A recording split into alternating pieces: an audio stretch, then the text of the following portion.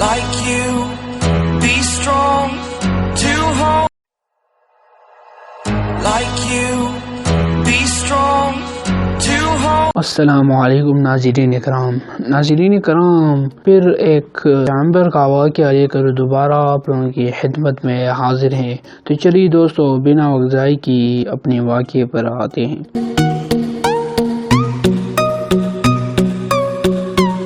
دوستو، یہ واقعہ یہاں سے شروع ہوتا ہے کہ آپ سیدنا داؤد علیہ السلام کے فرزند ہیں۔ آپ بچپن ہی سے بہت ذہین تھی اور ذہانت کے آثار آپ میں صاف نظر آتے ہیں۔ حضرت داؤد علیہ السلام کبھی کبھی آپ سے کسی مقدمے میں مشورہ لے لیتے ہیں۔ داؤد علیہ السلام کی وفات کے بعد آپ ان کی جانشین مقرر ہوئی۔ اس وقت آپ کی عمر صرف 13 سال تھی۔ تحت نشینی ہونے کے 4 سال بعد آپ نے مسجد اقصی کی تعمیر کا کام شروع کر دیا، اور یہ کام جنات سے لیا۔ اللہ تعالیٰ نے آپ کو نبوت کے ساتھ سلطنت بھی دی اور سلطنت بھی ایسی کہ آج تک ویسی سلطنت کسی بادشاہ کو نصیب نہیں ہوئی، اور نہ انشاءاللہ قیامت تک نصیب ہوگی۔ نبوت اور سلطنت کے ساتھ اللہ تعالیٰ نے آپ کو اور بھی خصوصیات سے نوازا تھا۔ آپ جانوروں کی بولیاں سمجھ لیتے تھے، جانور آپ کے فرما بردار تھے، جو خدمات چاہتے آپ ان سے لے لیتے تھے۔ اس طرح ہواؤں پر بھی آپ کو اختیار دیا گیا تھا۔ ہوا آپ کو اڑا کر یمن سے شام اور شام سے یمن لے کر کرتی تھی۔ 1 مہینے کا سفر آدھے دن میں طے کر لیا کرتے تھے۔ اس طرح اللہ تعالیٰ نے جنات کو آپ کے تابع کر دیا تھا۔ بڑے سے بڑا جن آپ کے حکم کی خلاف ورزی کا جرت بھی نہیں کر سکتا تھا۔ آپ ان جنات سے بڑے بڑے کام لیتے تھے، مثلا سمندر کی تہ میں غوطہ لگوا کر اس میں سے قیمتی موتی نکوا لیتے تھے۔ ان سے بڑے بڑے محلات اور قلعے تعمیر کرا لیتے تھے، عبادت گاہیں تعمیر کرا لیتے تھے۔ بیت المقدس کی تعمیر بھی آپ نے جنات سے کرائی۔ قرآن کریم میں آپ کا ذکر 16 جگہ آیا ہے۔ آپ کے بچپن کا ایک واقعہ اس طرح ہے کہ 2 عورتیں اپنے شیرخوار بچوں کو لیے جنگل میں سفر کر رہی تھی۔ ایک کا بچہ بھیڑیا اٹھا کر لے گیا، دوسرے کا بچ گیا۔ اس پر دونوں عورتیں جھگڑا پڑیں۔ ایک کہتی ہے یہ بچہ اس کا ہے، دوسرا کہتی ہے بچہ اس کا ہے۔ اپنا مقدمہ لے کر دونوں عورتیں حضرت داؤد علیہ السلام کی خدمت میں حاضر ہوئی۔ اپنے دونوں کے بیانات سن کر فیصلہ بڑی کے حق میں دے دیا۔ یہ فیصلہ آپ نے اس لیے دیا کہ بچہ اس کے قبضے میں تھا۔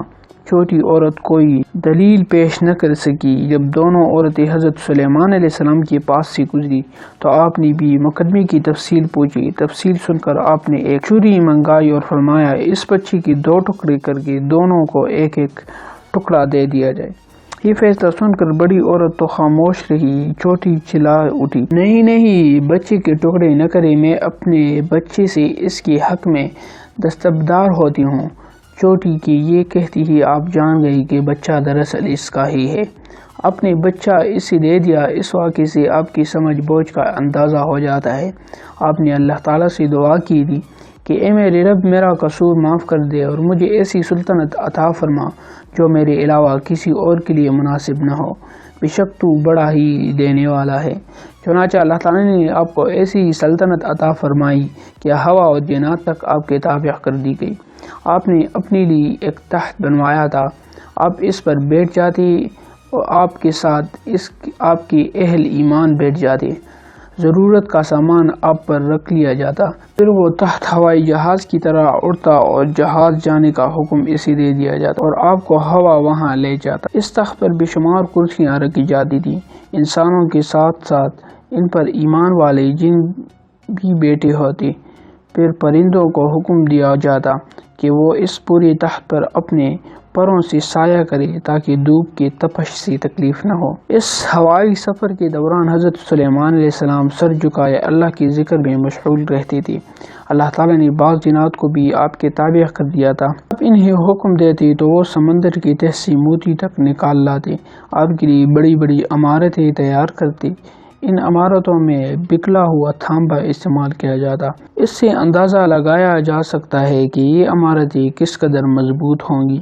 اللہ تعالیٰ فرماتے ہیں اور ہم نے سلیمان علیہ السلام کے لیے ایک بکھلی ہوئی تانبے کا چشمہ جاری کر دیا تانبے کی چشمے یمن میں تھی، جنات ان سے بڑے بڑے برتن بناتے تھے، وہ اتنے بڑے ہوتے تھے کہ پوری لشکر کا کھانا ان میں تیار کیا جاتا تھا۔ پھر اللہ تعالیٰ آپ کو پرندوں کی بولیاں سکھا دی تھی، آپ ان کی زبانی سمجھتی تھی۔ آپ کے لشکروں میں انسانوں کے ساتھ جنات اور جانور بھی شامل ہوتے تھے۔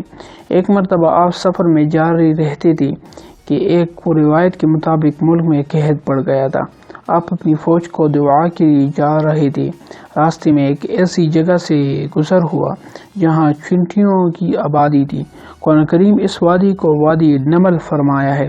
آپ کی نظر ایک چینٹی پر پڑی، وہ اپنے اگلے قدم اٹھائے آسمان کی طرف رخ کی کہہ رہی تھی، اے اللہ، ہم بھی آپ کے مخلوق میں سے ایک مخلوق ہیں اور آپ کے فضل کے محتاج ہیں، ہمیں بارش سے محروم رکھ کر ہلاک نہ کر۔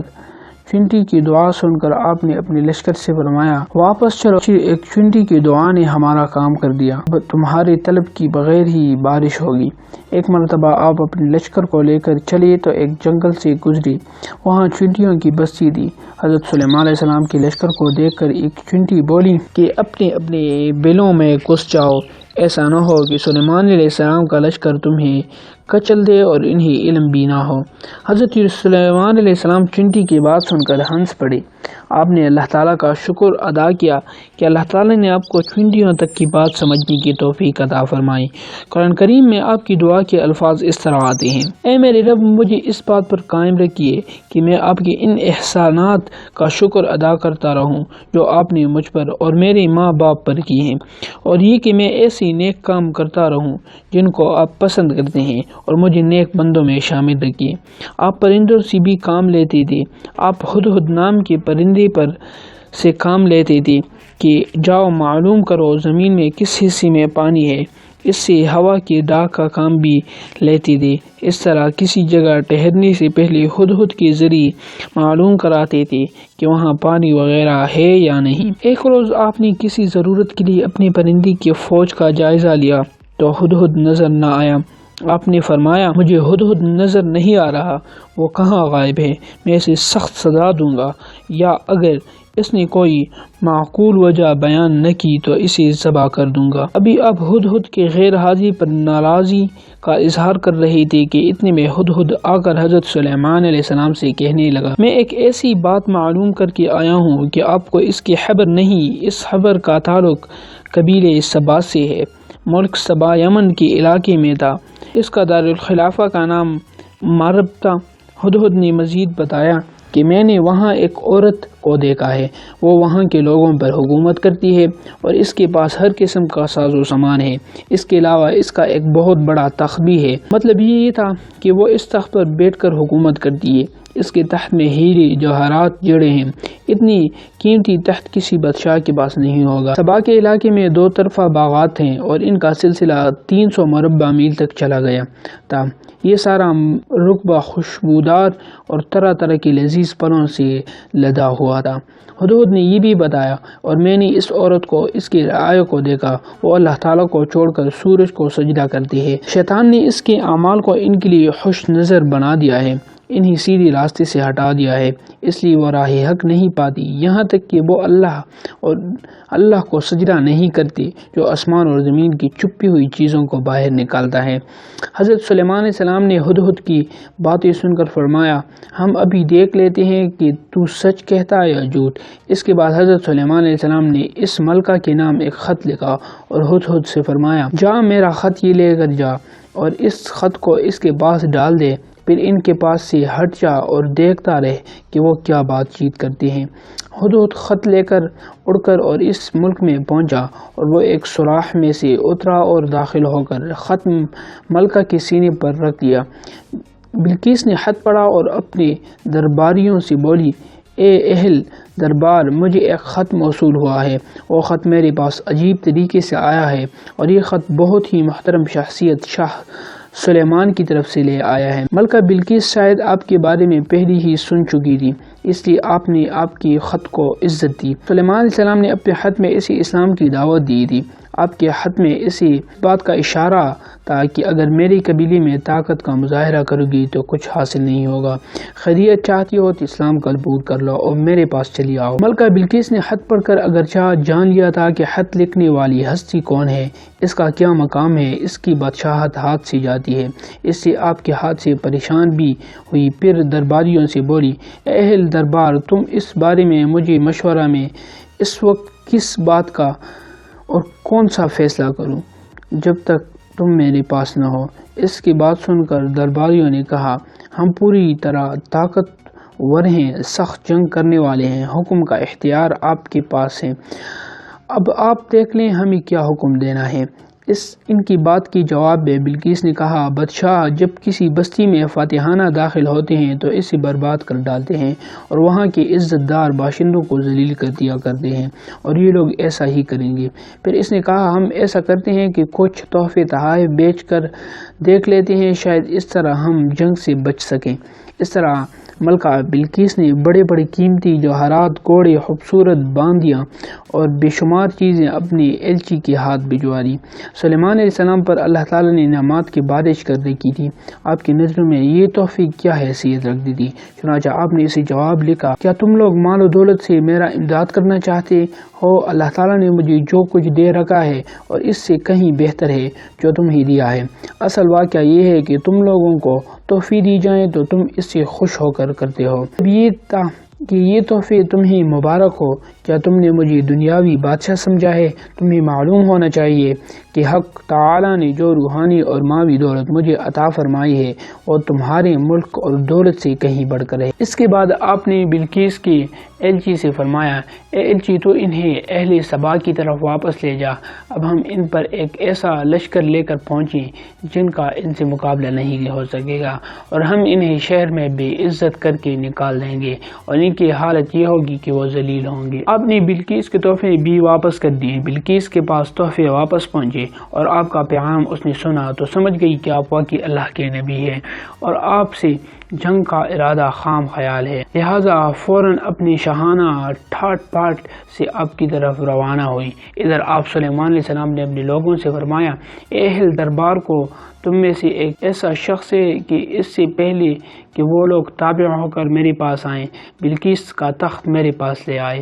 دربار میں موجود جنات میں سے ایک جن نے کہا، اس سے پہلے کہ آپ اپنی اس اجلاس سے اٹھے، میں اس کے تخت کو آپ کے پاس لے آؤں گا، اور میں آپ کو یقین دلاتا ہوں کہ مجھ میں اس تخت کو اٹھا لانے کی طاقت ہے اور میں اس قابل اعتماد ہوں۔ اس پر ایک اور جن نے کہا، میں اس تخت کو آپ کی خدمت میں پلک چپکنے سے پہلے حاضر کی دیتا ہوں۔ اس جن کے پاس کتاب کا علم تھا، چنانچہ حضرت سلیمان علیہ السلام نے تخت کو اپنے سامنے پایا تو بولے، یہ میرے رب کا ایک اور فضل ہے تاکہ وہ مجھے آزمائے کہ میں شکر کرتا ہوں یا ناشکری کرتا ہوں، اور جو شخص شکر کرتا ہے تو وہ اپنے ہی فائدے کے لیے شکر کرتا ہے، اور جو شخص ناشکری کرتا ہے تو میرا رب بھی پرواہ اور کرم کرنے والا ہے۔ تفسیر کی کتابوں میں تحت بلقیس اٹھا کر لانے والے جن کا نام آصف برخیا آیا ہے، یہ جن حضرت سلیمان علیہ السلام کے صحابی تھی۔ آپ نے یہ سب اس لیے کیا تھا کہ یہ قوم سورج کو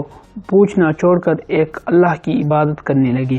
آپ نے ملکہ بلقیس سے بہت اچھا سلوک کیا، اپنے دربار میں عزت سے بٹھایا، کسی ملک کے سربراہ کی طرح اس کا استقبال کیا۔ پھر ملکہ بلقیس نے آپ کے فوجوں میں جنات اور پرندوں کو دیکھا، اس نے ایسا نظارہ پہلی مرتبہ دیکھا تھا۔ اس تمام باتوں سے وہ اس قدر متاثر ہوئی کہ اس نے اسلام قبول کر لیا اور اپنی سابقہ زندگیوں پر افسوس کرنے لگی۔ پھر حضرت سلیمان علیہ السلام نے اس سے نکاح کر لیا۔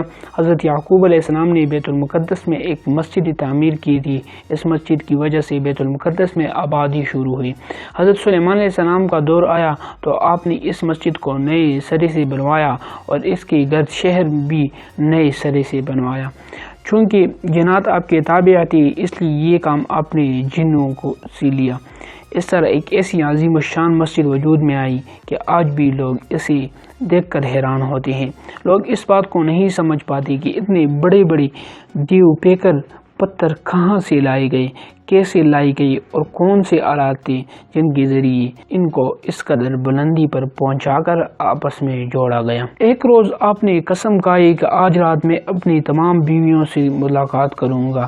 آپ کی بہت سی بیویاں تھیں. آپ نے یہ بھی فرمایا کہ میرے ہر بیوی کے ہاں اولاد ہوگی جو راہ خدا میں جہاد کرے گی، مگر آپ انشاءاللہ کہنا بھول گئے اللہ کی قدرت کی کسی ایک بیوی کے ہاں بھی بچہ نہ ہوا. اس وقت آپ کو ندامت محسوس ہوئی. آپ صلی اللہ علیہ وسلم فرماتے تھے کہ اگر آپ انشاءاللہ کہہ دیتے تو آپ کے ہر بیوی کے ہاں بچہ ہوتا. بنی اسرائیل نے آپ کے ساتھ بھی زیادتی کی. وہ کہتے ہیں کہ سلیمان علیہ السلام نبی نہیں، جادوگر ہیں، نعوذ باللہ. اور پھر آپ کی وفات کا وقت آ پہنچا. آپ نے جنات کے ذریعے مسجد اقصی کی تعمیر شروع کرا رکھی تھی. ایسے میں آپ کو اپنی موت کا وقت قریب معلوم ہوا تو سوچا اس طرح مسجد اقصی مکمل رہ جائے گی، کیونکہ ان کی موت کے بعد جنات کام رک دیں گے. اس لیے اللہ تعالیٰ نے آپ کے دل میں یہ بات ڈال دی کہ مسجد کا ایک نقشہ بنا کر جنات کے حوالے کر دیں اور اس کے مطابق مسجد بناتے رہیں گے. آپ نے ایسا ہی کیا، نقشہ بنا کر جنات کے سپرد کیا. خود ایک شیشے کے مکان میں بند کر عبادت کرنے لگے. جنات آپ کو دیکھتے رہتے تھے اور سمجھتے تھے کہ حضرت سلیمان علیہ السلام شیشے کے مکان سے انہیں دیکھ رہے ہیں. آپ عبادت میں مصروف تھے کہ ملک الموت نے آپ کی روح قبض کر لی. وفات کے وقت آپ لکڑی کے سہارے کھڑے تھے. اس لکڑی کے سہارے آپ عبادت میں مصروف رہتے تھے. اب جنات غیب کی خبر کیا جانے، انہیں پتہ بھی نہ چلا کہ آپ وفات پا گئے. اس لیے بدستور مسجد تعمیر کرتے رہے. اگر پتہ چلا جاتا تو تعمیر کا کام نامکمل رہ جاتا. اب جس لکڑی کے سہارے کھڑے تھے اسے دیمک لگ گئی تھی. لکڑی ٹوٹ گئی اور آپ کا جسم مبارک گر گیا. تب جنات کو معلوم ہوا کہ حضرت سلیمان علیہ السلام کی تو بہت پہلے وفات ہو چکی ہے. آپ کی وفات حضرت صلی اللہ علیہ وسلم کے زمانے سے تقریباً 1546 سال پہلے ہوئی. آپ کی وفات سے یہ بات واضح ہو جاتی ہے کہ جنات وغیرہ جو آپ کے تابع تھے کا کسبی کمال نہیں تھا، سب اللہ کا فضل تھا. آپ کی وفات کے بعد آپ پر اللہ تعالیٰ کا انعام رہا. 1 سال تک آپ کے جسم میں کوئی تبدیلی نہ آئی اور مسجد اقصی کی تعمیر کا کام جاری رہا. آپ نے 40 سال تک شاہی دبدبے کے ساتھ حکومت کی. جب آپ کا کام ختم ہو گیا تو اللہ تعالیٰ نے آپ کو اپنے پاس بلا لیا. انا للہ و انا الیہ راجعون. دوستو آج کی ویڈیو بس یہیں تک تھی. امید ہے آپ کو یہ ویڈیو پسند آئی ہوگی. دوستو اگر ویڈیو پسند آئے تو ویڈیو کو ضرور لائک کر دیں اور ساتھ ہی ساتھ اپنی رائے کا اظہار کمنٹ سیکشن میں ضرور کیجیے گا. ملتے ہیں ایک نئی ویڈیو کے ساتھ، تب تک کے لیے خدا حافظ.